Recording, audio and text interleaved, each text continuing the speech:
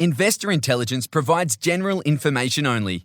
You should consider seeking independent advice to see how this information relates to your unique circumstances. Please refer to the terms and conditions available at investorintelligence.com.au for more.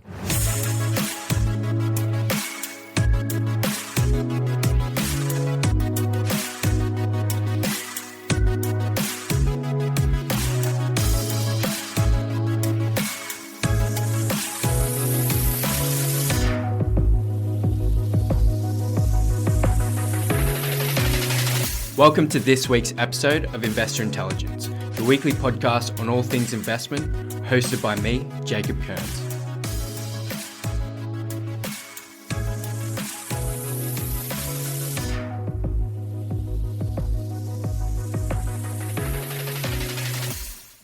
For our last episode, we went through the most recent house price report released by Domain, which highlighted some really interesting data. And they even went so far as to say that the downturn in 2022 has ended. Firstly, Domain's data showed that despite high interest rates, the majority of capital cities have experienced high growth over the last 12 months. Some cities such as Sydney, Adelaide, and Perth being in the double digits. And what's interesting about this is that the growth occurred despite the headwinds in the economy, such as high interest rates, stretched affordability, cost to build blowouts, additional investor levies in Victoria, and cost of living pressures. Domain then goes on to state that housing demand has been boosted by a growing population, unprecedented overseas migration, and a tight rental market. When we combine this with the Commonwealth Bank's forecast of as many as 6 interest rate cuts by as soon as mid-next year, we could be in for an interesting next couple of years. So I thought it was fitting to do an episode on how to go about squeezing the most profit out of your property portfolio, as well as dive into the most common investing mistake that we see investors make all the time. With that, I would like to introduce my guest for today. I have with me the mentor team leader at the Property Mentors, the fantastic Malika Kingwell. Welcome back, Malika. Hi, thanks for having me again. Before we dive into the specifics of maximizing your return on investment through strategies like property selection, finance strategies, taxes and things like that, for the people who are starting to look at getting into their next property, I think it's important that we go through the methodology that you and I use, Malika, when helping our members grow wealth through property. Yeah. And the first thing we need to do is we need to have a plan. So knowing where we want to go before we look at the specifics of how to get there. So before we look at developing an airtight strategy, we need to have a clear understanding of long-term goals and what we call our point B, which is where we want to end up. Malika, for people who are unclear on what their long-term strategy is, what are some questions that you ask your members to help them establish their point B so that you can help them establish a clear plan? Really good question, actually. Thank you, Jacob. It's actually a really, really difficult task. And I do find that every one of my members will really struggle with this. And I know you probably find the same with yours, and so does the rest of the team. But one of the best questions to ask yourself when you're not too sure as to what that looks like is just sort of take a seat back and look at your current situation. So essentially have a look at your point A, not in terms of the financial situation of your point A, not just yet, but what your current point A looks like. So what are you doing on a day-to-day? What are the things that make you happiest on a day-to-day? What things make you get out of bed in a morning, right, on your day-to-day? Think about those things and then write a list, get a whiteboard, get your notebook, however you like to jot things down. And essentially on a scale of 1 to 10, so 10 being the most enjoyable, 1 being the least or of importance, put a figure next to those and choose which one you think is or what feels like your favourite, right? Or the most important thing. From there, have a sit back and think to yourself, or with your partner, if you're doing this with a partner, and say, okay, great. So these are the things that make us the most happy. These are the things that we want to continue to sustain throughout our life. When we're now looking at our point B and we need to set those goals, what else do we want to add on to those? So, for example, you might be taking work, right, out of the equation. Just generic. A lot of people do, though I certainly don't want to be working until I'm 50, 60. But, take that out of the equation and then think, okay, so those days that I would work, what am I going to do with myself? What am I actually going to do with myself? What is going to be the most important for me? And again, scale of 1 to 10, what is the most important? And I think that can really, really sort of help you really figure out at least give you that starting point to then continue to dig deeper and dig deeper, which is then when you start going into your whys and sort of layering it down like that. Yeah, it's interesting. I don't think many people would really think to do this when they're looking at investing in property. But yeah, it's so important to get a clear understanding of the lifestyle that you want at the end of all that. And then, so would you say once you've got that, then you can start looking at the finance, what sort of dollar value you need to have to finance all of that? Absolutely. I think once you've got a clear understanding of what those long-term goals are of your point B and a clear understanding of a scale of, that importance of each and every single one of those goals, you can then work backwards from that as well to figure out how much money you're going to need. So that dollar figure, which is, I do think that's probably the hardest one because, of course, people often ask the questions of, but, in 20 years' time, things are going to be more expensive, which we totally understand, but it's all relative, right? So, say, for example, one of your goals is to, in the next 15 years, be in a position when you can go on 2 holidays a year, hitting a destination that you've always wanted to go to, but you have no idea how much that's going to cost you.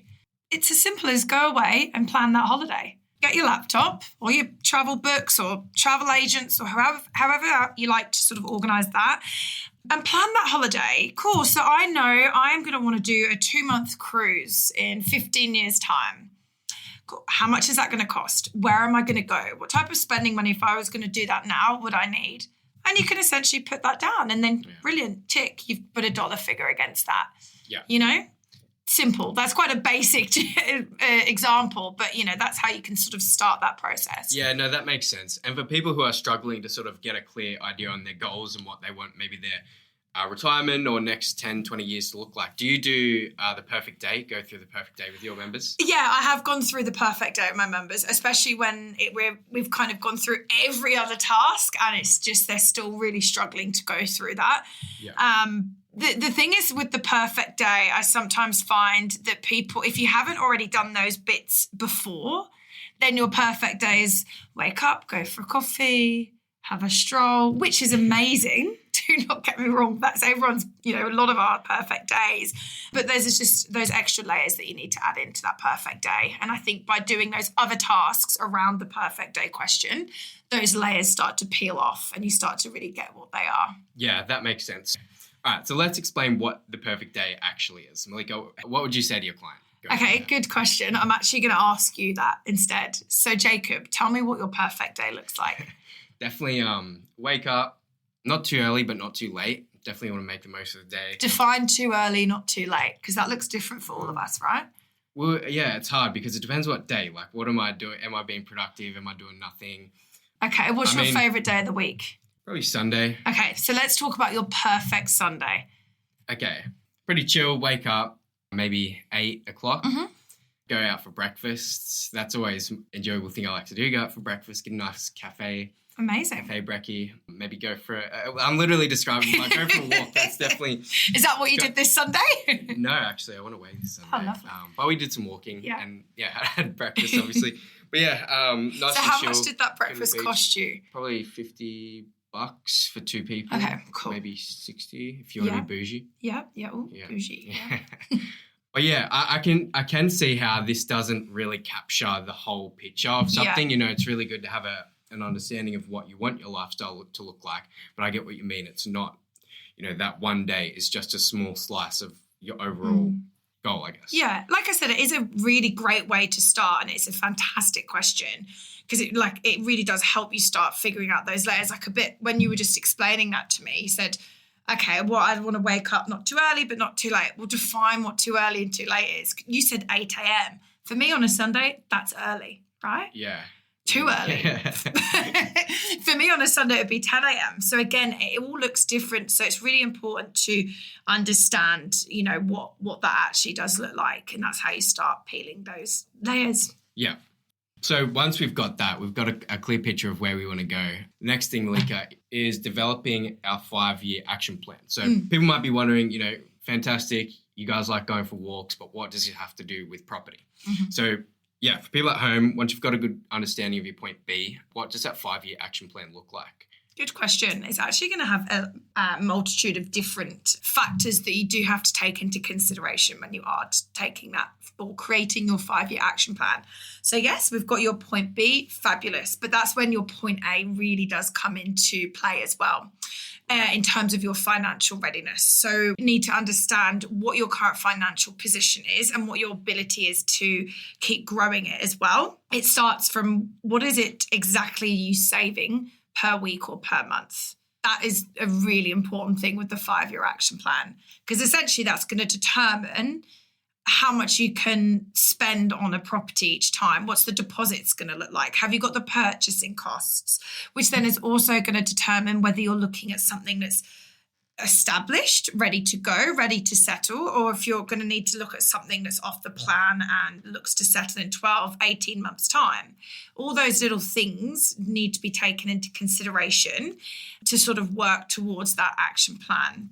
Yeah, I think when people want to invest in property, a lot would sort of just look at, okay, how much do I need to buy a property now? What does that look like? And then sort of wait and save up. But there's actually alternative paths that you and we do go down, which you mentioned with the buying something that settles a bit later if you don't have the upfront costs, which can be a really useful thing. It's a fantastic way to do it. Like, I've had so many members in the past do that. I did that myself as well, you know, was in a position to put a 10% down on a block of land. Certainly wasn't in the position in that moment to settle for all the purchasing costs, but I had that 18-month break and then, you know, boom, I have it all ready to settle, you know. Yeah, cool. So 5-year action plan, it's great, but why do we do 5 years and not longer?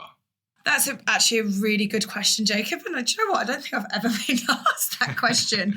But look, the reason why I would do 5 years and not longer is because we don't have a crystal ball, right? There is so many things that can happen even in 1 year, let alone 5 years, right? At least with 5 years, we've kind of got that longer term plan to see how many properties can be sustained, you know, or attained in that 5 years for yourself to start working towards that longer term passive income target. But there is so many factors that are going to come into consideration in 5 years, different pay, different jobs. Say you start this journey by yourself as a single person. Who knows what happens? In 5 years' time, you might meet someone, you might have a baby, you might get married, you might move interstate, you might move overseas. So there's quite a lot of factors in there that you can't always count for. And I think planning too far ahead is, in a sense, a little bit unrealistic. Yeah. I know you've got those longer term goals. They are absolutely realistic and they are something you're going to work towards and you're going to do everything you can to achieve. But I think in terms of the actual strategy on how to get there, I think 5 years is more realistic planning than a 10-year. Yeah, and even 5 years, obviously a lot can come up in 5 years. So it might even be too much to sort of have an unrealistic expectation on how much you can sort of plan for the full 5 years. But would you say it's really the first maybe 1, 2, 3 years? And also what comes like, I guess the biggest thing would be how many properties you can get and what does that look like in terms of your savings and things like that, mapping that out? Yeah, absolutely. Because essentially the more properties you can get, the more passive income you're going to be achieving longer term. Typically, with a lot of the members that we work closely with, as per their mortgage broker's suggestion, we look at anything between a 15 or a 20-year unencumbered time frame for those properties. So, yeah, those first few years are pretty important to know how many you can be obtaining to sort of get to that. How many properties you are going to be attaining in those first few years to be able to, achieve those long-term passive income targets, which is your perfect life. Cool. Anything else to add on the strategy part? I think it's really important to note that these things will change as well. Like similar to that question you've just asked me about 5 or 10 years, every year, even every 6 months, every couple of months, you might find there's a change there. And that is so okay. It's important to be aware that those changes will happen.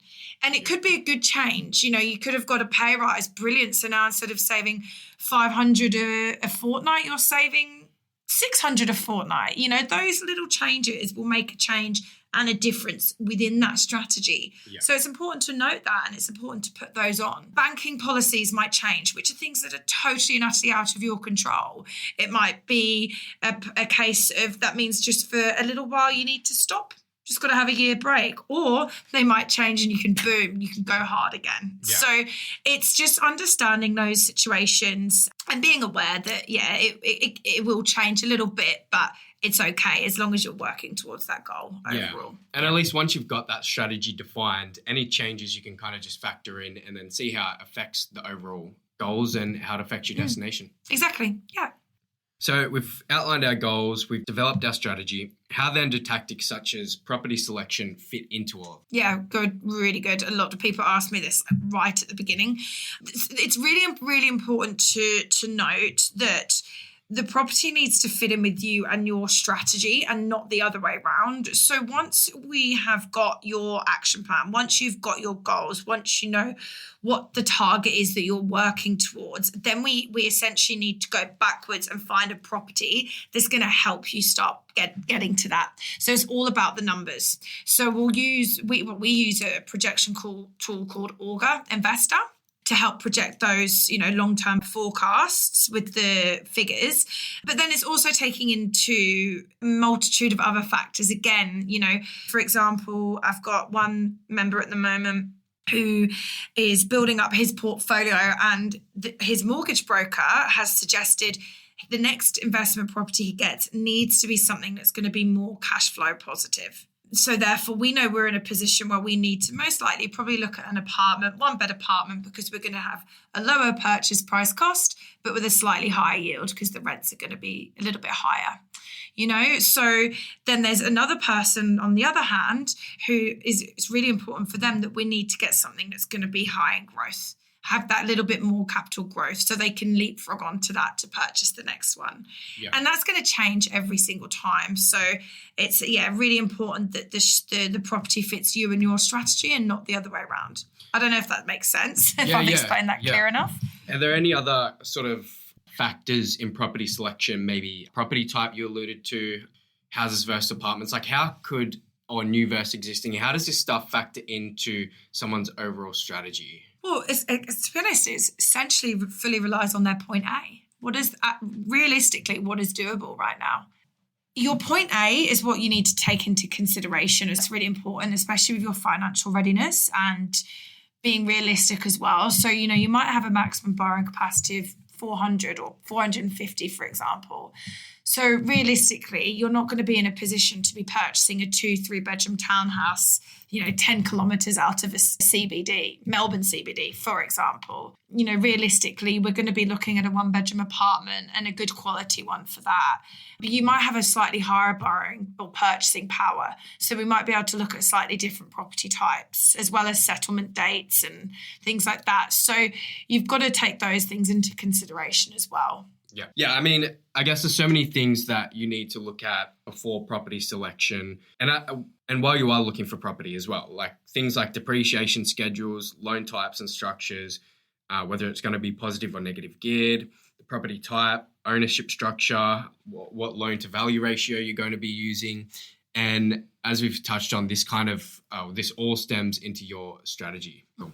Well, Malika, you mentioned obviously finance and someone's budget, purchasing power is an important consideration when they're looking to source a property. Yeah. What else should they be thinking about? Oh, yes. So, there's 101 things that we really need to be considering. But of course, there's only a handful of those that's sort of, again, realistic that you can. So, back on working really closely with your team, professionals. So again, working with the mortgage broker and accountant, especially in these moments, are really important. It may be the accountant's advice that we need to look at getting a property that's going to have large depreciation and tax benefits because the investor or, you as an individual are on a higher tax bracket and you want to figure out how you can utilize property to benefit from reducing that if that's something doable. So the accountant will let us know that, and then we'll go away and figure out what is the best property type for that. And again, all being run on Augur, using that projection tool will really, really help project and see what that might look like. Again, of course, you're going to run that through the accountant and make sure.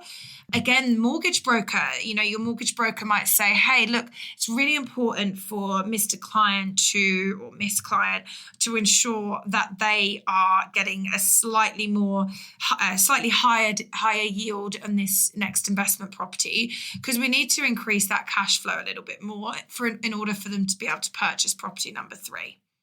So when it comes to getting the most profit out of your portfolio, maximizing your sort of finance and tax strategies, I guess that really comes down to having the right team around you, right? 100%. Like the team around you, we're all going to be working together to help you achieve that long-term, point B, as we discussed at the beginning. And from that, we can essentially all work together to make sure we can do everything we can to help you work towards that goal, give you that knowledge and that education that you need to understand. So when you are choosing a property to purchase, you understand what it is you need to look out for. Yeah. To suit you, I guess. I guess when someone is looking at creating their team of brokers and accountants and things like that, if they haven't got them already, what are some questions you should ask to make sure they are, the right person for you? Great question. Are they a specialist? Okay. So that mortgage broker you're talking to, are they a specialist investor, property investor, broker?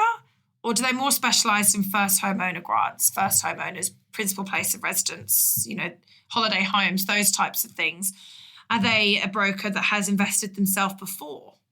Those types of things are really important. You want to make sure that, your team of professionals are the experts within that field you're needing that expertise in. Yep. Same with the accountant. Is the accountant more of a business accountant? Do they help businesses take care of their accounts and grow, etc.? Because if so, they might not be quite the right fit. Do they more specialise in helping tradies with their books at the end of a financial year, or do they specialise more in property investors? Yeah. So just because someone can help you with your taxes doesn't mean they necessarily should. Yeah, absolutely. And it's not because they're not good at it, but it's because they're specialising in something else. Yeah. Another thing that people often do when looking to finance their properties is go straight to their bank to get finance. Yes. Can you explain why it's often better to find a good mortgage broker for that? 100%. Oh, there's so many reasons. I mean, the first thing is a mortgage broker will have a panel of lenders, often 50 plus of those lenders.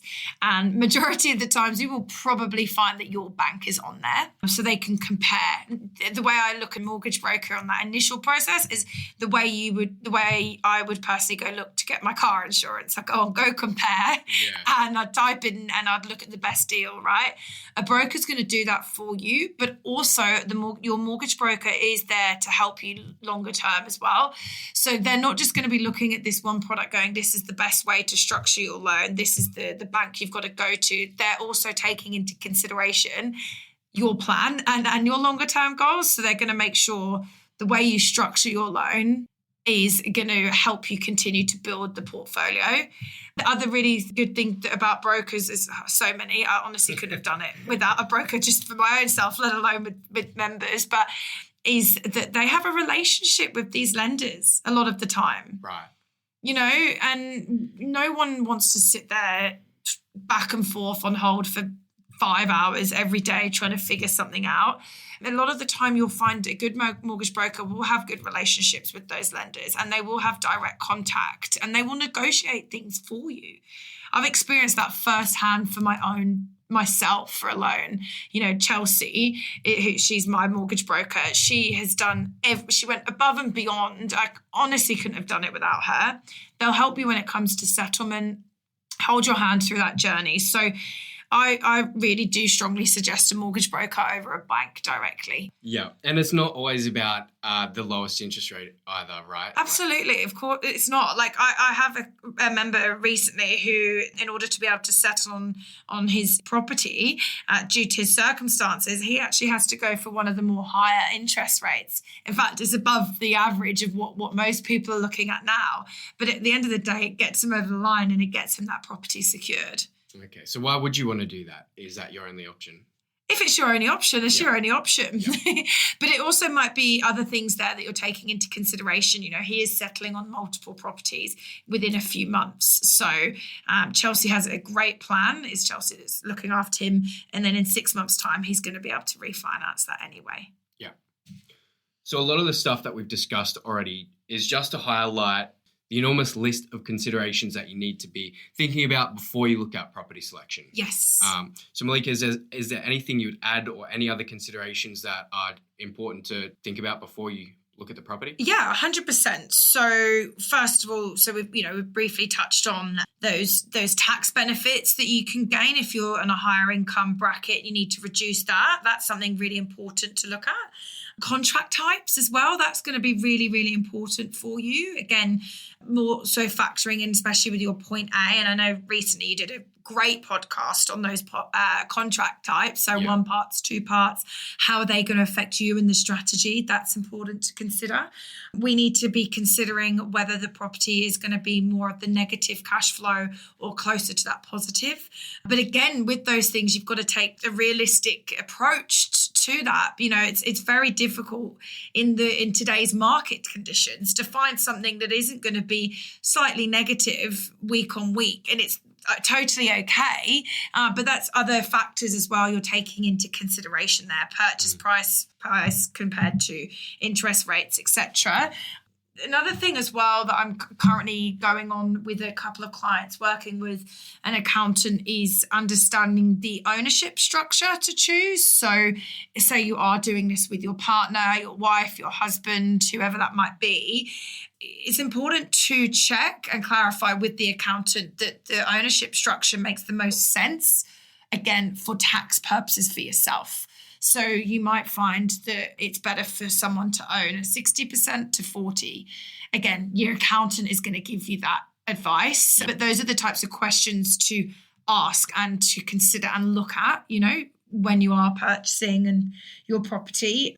And another sort of really, really important thing I would be suggesting that you also look at is the type of property, which I know we've briefly touched on a minute ago, but that type of property is going to really help you sort of get to the next one, and that comes into cash flow, depreciation, as well as capital growth and locations and all those things. But that's another... Yeah.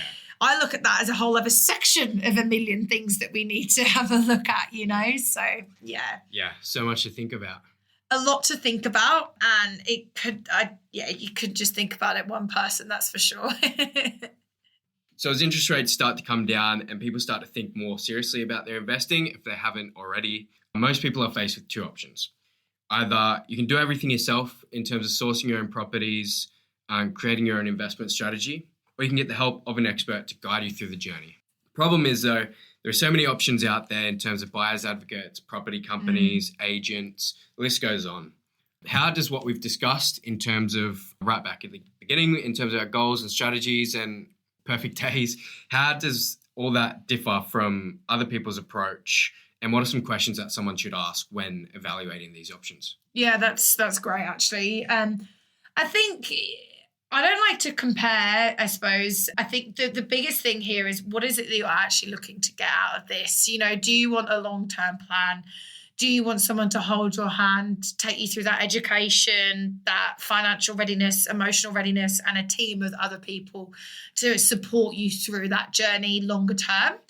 Or are you looking for a, transactional relationship where you know what you want, you've done all of that work yourself, so all of that work that we've spoken about, the strategy, the team, the planning, education, everything there, you've done that yourself, you feel like you don't need that other professional support or advice, that's fine. Then that's where you most likely be looking at probably getting that buyer's advocate service, because you can go to them and say, hey, this is everything I need. I want a 1-bed apartment with 1 car park in this location for this amount of money. Yeah. And you'll list off all those 100 other things that we've discussed in today's session. I think that's probably the easiest way to put it, if that's the type of relationship or that's the service you need. If you're looking for that more hand-holding guidance, longer-term approach, then that's when you definitely would look at needing a mentor. However, if you've already got those answers for yourself, you may not need a mentor, and it may be better off to go to somebody else. Yeah. I think regardless of what someone decides to do, it's so crucial to have a strategy and to see what that looks like in terms of the next 5 years. 100%. And even more, because it's great having these perfect days and everything in mind, but it's even better knowing that you've got that security in place. And you might not have the financial freedom that everybody wants right now, but once you have that plan and strategy, you'll feel so much more comfortable knowing that it's set up and you're working towards that. Yeah, definitely. It's like anything, like think about a business owner. Do you think they just start their business and just hope for the best? They've got a plan in place. They have got a long-term plan in place, and it's the exact same concept when it looks to building a portfolio. Yeah. And how long does all this take to set up and plan out?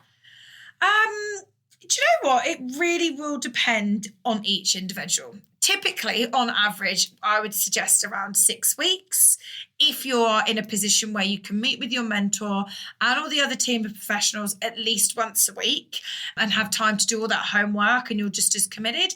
If you're going at a more slower pace and you don't really want to rush into that, or it's a little bit harder for those meets, then times that by 2. So call it 12 average. But yeah, typically most of my clients are on 6 weeks. Yeah. Depends on the pace you want to go at. Yeah. All circumstantial. Yeah. I mean, you could get it done quicker though, right? If you wanted to get in and if you really wanted to, but the most important thing with that is you have to follow the process and you have to follow the steps. Like, we don't want to miss a step. So if you really want to, you can, but then there's a level of commitment needed from that as an individual for sure. Got to do it properly. Absolutely. Awesome. Well, I'll include a link for someone who wants to book in with you, Malika, thank you. to help them sort out their strategy, their long-term goals and their plans. But I appreciate you coming on once again and look forward to having you back. Anytime. Thank you. And yeah, like Jacob said, if anybody would like to book in, I would be more than happy to have a one-on-one session with somebody.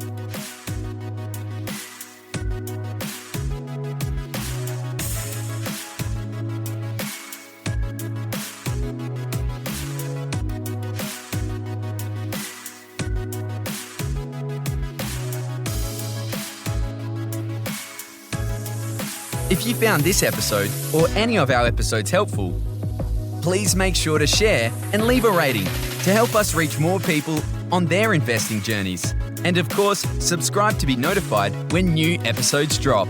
Make sure to follow the podcast on Instagram @Investor Intelligence Podcast. You can find links to our other socials in the show notes, including a link to the Property Mentors weekly blog.